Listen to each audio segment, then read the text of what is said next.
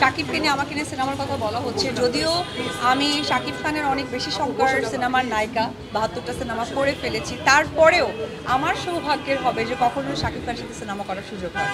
হ্যাঁ, আসলে এই বিষয়টা মানে এই কারণেই বলবো যে আমি যেহেতু শিল্পী, এই যে আমি স্যালুনে এসেছি, আমি তো বলতেই পারি যে আমার একটি স্যালুন আছে, আমি কেন উদ্বোধনে আসবো। বাট সব থেকে বড় কথা, আমি অপু বিশ্বাস চিত্রনায়িকা। আমার পরিচয় হচ্ছে আমার ফ্যান ফলোয়ারদের সাথে নিজেকে কানেক্ট করা। সো কানেক্ট করাটাই হচ্ছে আমার মূল লক্ষ্য। সুতরাং সেটা হতে পারে স্যালুন উদ্বোধন, হতে পারে কোনো প্রোডাক্টের সাথে নিজেকে যুক্ত করা, হতে পারে আমার সিনেমা, হতে পারে যে কোনো জায়গা।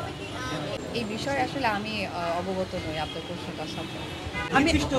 আমি একটা কথাই বলি, এখন যদি এখানে একটা সরকারি হসপিটাল থাকে আর সেখানে যদি মনে করেন ওই এলাকার মধ্যে একটি মাত্র হসপিটাল, আমি যদি অসুস্থ হই আমাকে চিকিৎসা নিতে যেতে হবে, তার মানে আপনারা আমাকে ব্লেম দিতে পারবেন না যে আপনারা কেন সরকারি হসপিটালে গিয়ে চিকিৎসা নিলেন।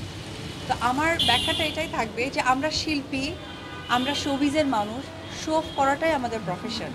সো আমি এই কথাটাই বলবো যে আপনারা সকলেই অসম্ভব বুদ্ধিমান, আর আমাদের বাংলাদেশের আইনের প্রতি আমরা সকলেই শ্রদ্ধাশীল।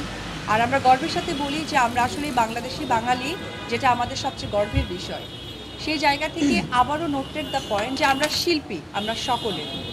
হ্যাঁ, অবশ্যই সিনেমা তো দেখা হয়, তবে এবারে এই যে সিনেমাগুলো আসলে দেখা হয় না কিছু ব্যস্ততার কারণে এবং আমার বিজনেসের কারণে আসলে দেখা হয়নি।